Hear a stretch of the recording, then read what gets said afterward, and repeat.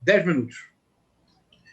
O primeiro ponto que eu gostaria de destacar na escrita deste ensaio é que é um livro que pretende ser um livro de intervenção. A primeira motivação para a sua escrita foi a constatação de que nós precisávamos, com urgência no Brasil, e ainda precisamos, e não apenas no Brasil, passar da caricatura da direita e, sobretudo, da extrema-direita para a sua caracterização. No caso específico do cenário brasileiro, trata-se de transitar da caricatura da figura do Jair Messias Bolsonaro para a caracterização do bolsonarismo como um movimento político articulado. Assim, nós passamos da caricatura de um excêntrico deputado do baixo clero para a caracterização de um movimento político de massas, cujo êxito é incomum e nenhum de nós foi capaz de prever, e que tem como motor principal o ódio e o ressentimento, e que pretende levar a sociedade brasileira a um nível de desagregação inédito. Simplesmente ao dizer isso, já se torna clara a razão pela qual eu escrevi o livro para passar da caricatura para a caracterização. O livro inteiro é uma tentativa de caracterizar o bolsonarismo como movimento político, como linguagem, como prática retórica e como projeto autoritário. Para fazê-lo, eu desenvolvi um método. E eu gostaria de principiar agora tratando deste método. O método eu denominei, sem nenhuma pretensão, de etnografia textual. E foi um método que me custou muito trabalho para desenvolvê-lo, e eu, de fato, só consegui terminar o livro ao desenvolver o método. Eu já tinha a pesquisa toda feita, a documentação levantada, devidamente lida, algumas hipóteses formuladas, mas eu não era capaz, de fato, de terminar o texto e mesmo de desenvolvê-lo, porque me faltava ainda o desenvolvimento de um olhar para o material com o qual eu trabalhei. Vale esclarecer que no livro, basicamente, eu trabalho, ou sobretudo eu trabalho, com o material produzido pelos agentes contemporâneos, especialmente da direita e da extrema-direita. Vale dizer que o material com o qual eu trabalhei, as fontes primárias, são muito árduas, áridas, de leitura realmente difícil. A etnografia textual me permitiu dar um passo atrás. A analogia que eu formulei no livro, que para mim foi muito importante, foi a analogia com um antropólogo que estuda determinada comunidade, tem acesso a um ancião desta comunidade, que então lhe relata os mitos de origem da comunidade. E assim como seria propriamente absurdo imaginar que o antropólogo interrompe o ancião e lhe diz: não, na verdade, o mundo principiou no Big Bang, e oferece, de maneira muito pretensiosa, uma vasta explicação científica do Big Bang, em lugar de escutar o mito de origem daquela comunidade, eu decidi ter a mesma atitude em relação ao material produzido pela direita e especialmente pela extrema-direita. Tanto documentos como, por exemplo, o Orville, este projeto do Exército desenvolvido entre 1985 e 1988, e que eu creio, Jobim e Valdei, que só há 2 pessoas no mundo que realmente leram Orville 2, 3 vezes. Somos eu e a Maud Cheriot. Eu acho que mais ninguém se deu o trabalho de palmilhar este documento nas suas 956 páginas do facsímile, que é encontrável na internet.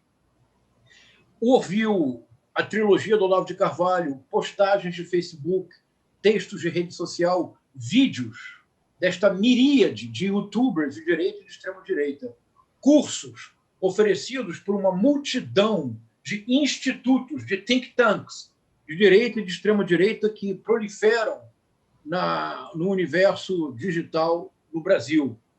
Todo esse material era um material muito árduo. O desenvolvimento da etnografia textual me permitiu, creio, trazer para o campo da pesquisa a ética do diálogo que eu proponho para a prática política no Brasil contemporâneo.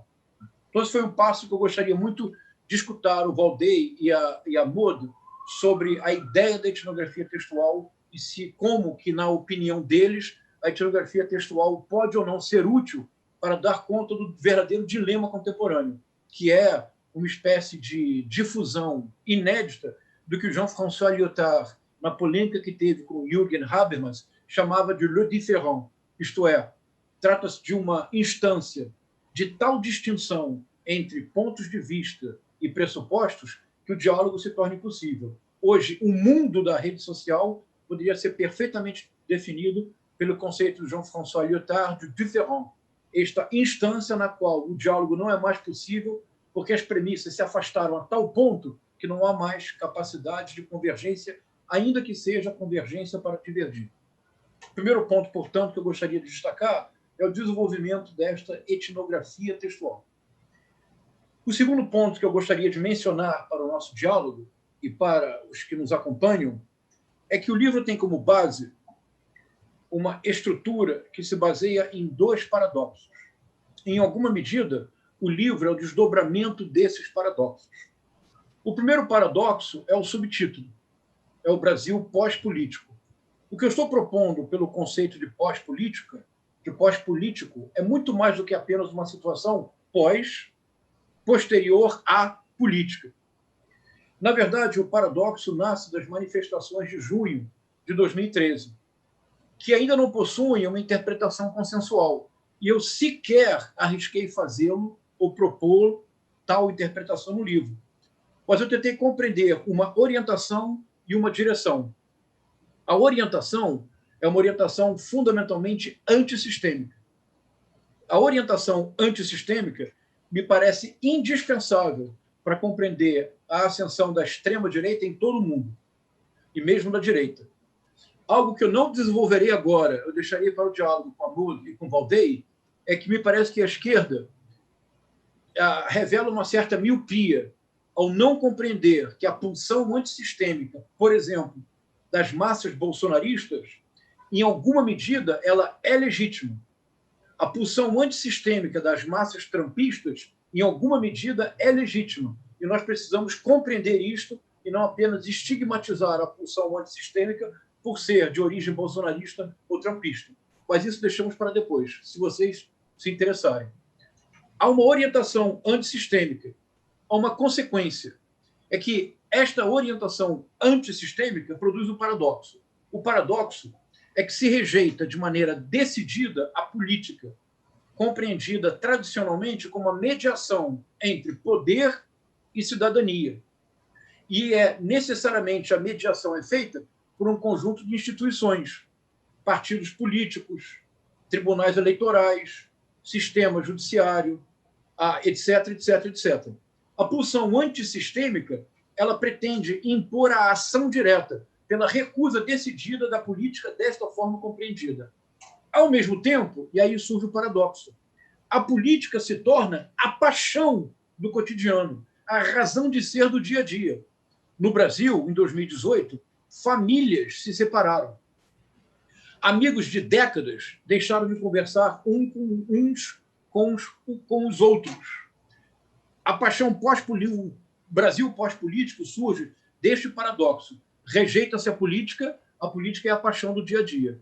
A solução deste dilema, deste paradoxo, foi o ativismo. Ativismo digital, em primeiro lugar, que impulsiona as próprias manifestações e se retroalimenta delas. E o ativismo judicial. O ativismo judicial é a principal consequência das manifestações de 2013, e sem o ativismo judicial, tal qual surgiu nas manifestações, o Brasil de hoje não seria um Brasil bolsonarista. Isso me faltou durante muito tempo o elo de ligação para corroborar a hipótese.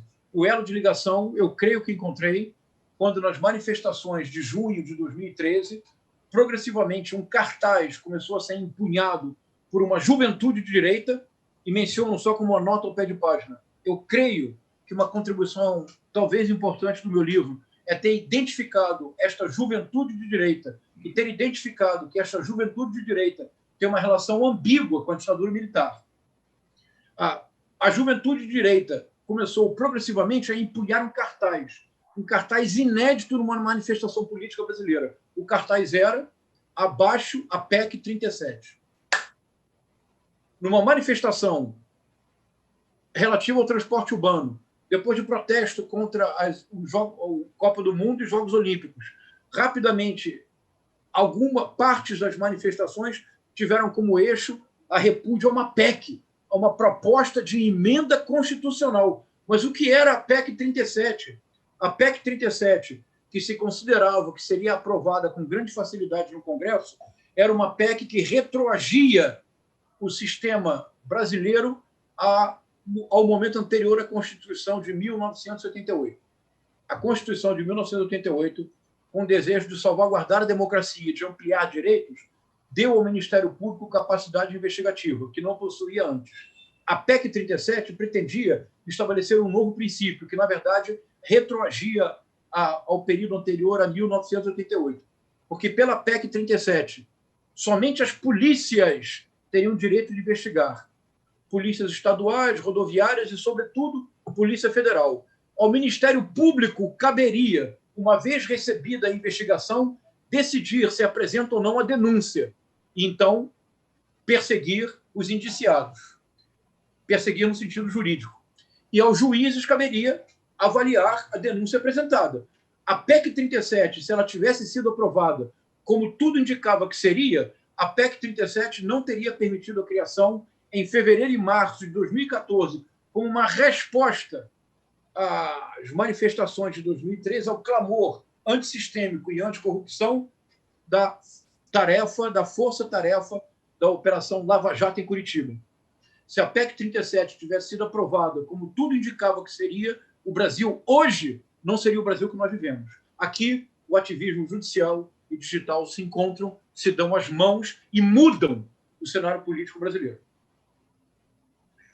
Então, eu não tenho uma interpretação conclusiva das manifestações de junho de 2013, mas o que eu pretendo mostrar são a sua orientação antissistêmica e a consequência, ativismo judicial e digital. No livro, eu trabalho com isso com cuidado no capítulo 4. Mais um paradoxo, eu concluo. Ficará muito para conversar, mas a ideia é essa mesmo.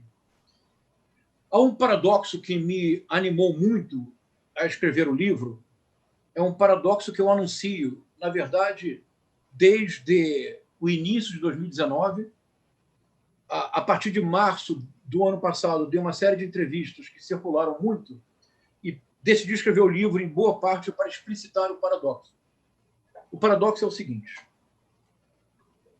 Vou formulá-lo de maneira brutal.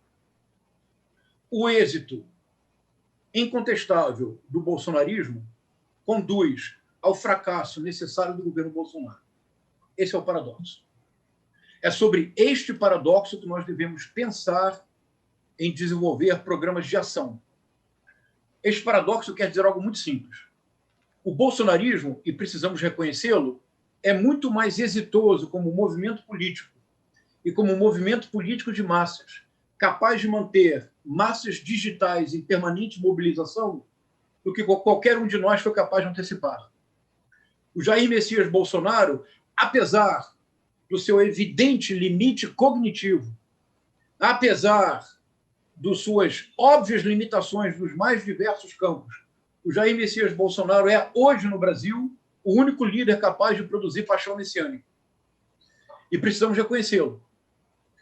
Os bolsonaristas, no que se refere à manipulação das redes sociais, utilização do WhatsApp para a produção de campanhas políticas que não se baseiam mais na unidade, mas na fragmentação de perfis, de redes sociais, de uma concepção de tempo que se aproxima muito de uma teorização que Valdir Araújo e Matheus Pereira têm proposto desde 2018, o atualismo. O bolsonarismo está muito à nossa frente.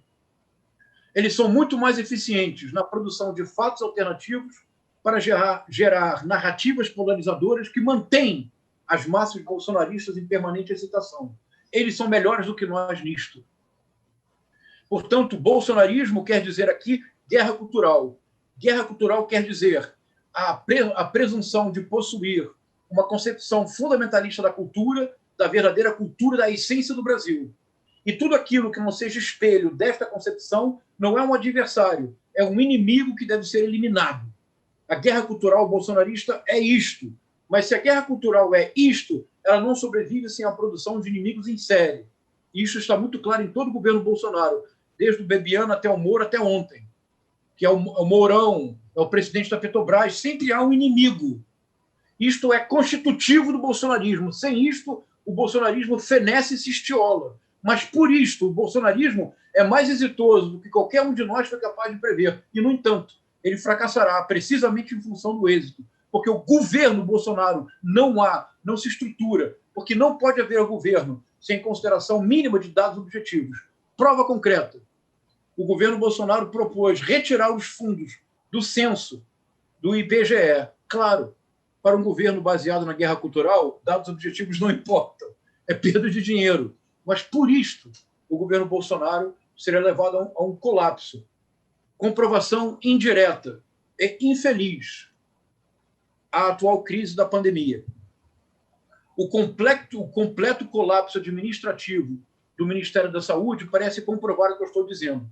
Porque no plano da guerra cultural, reconheçamos, sejamos modestos, no plano da guerra cultural, o Bolsonaro venceu a narrativa da pandemia. O Brasil, um país que bateu recordes mundiais, era exemplo mundial de campanhas de vacinação multitudinária em tempo recorde. Hoje, no Brasil, há um número crescente, como nunca houve, de cidadãos que não querem tomar a vacina. Há médicos que duvidam da vacina. O Bolsonaro venceu a guerra cultural. Mas, por isto mesmo, a condução da pandemia é criminosa. A condução da pandemia explicita o fracasso completo do governo Bolsonaro. Concluo. Nessa tentativa de passar da caricatura à caracterização, o que eu tentei no livro também foi propor uma série de conceitos. Está lá a epígrafe na conclusão, que é retirada do Mallarmé. Para o Mallarmé, a tarefa principal do poeta é oferecer palavras novas à tribo. Eu diria que esta também é a tarefa do historiador, do pesquisador, do intelectual. É oferecer um olhar novo, livre, e oferecer palavras que deem conta da complexidade do contemporâneo. Eu tentei fazê-lo para ajudar nesta passagem fundamental da caricatura para a caracterização. E aqui eu concluo.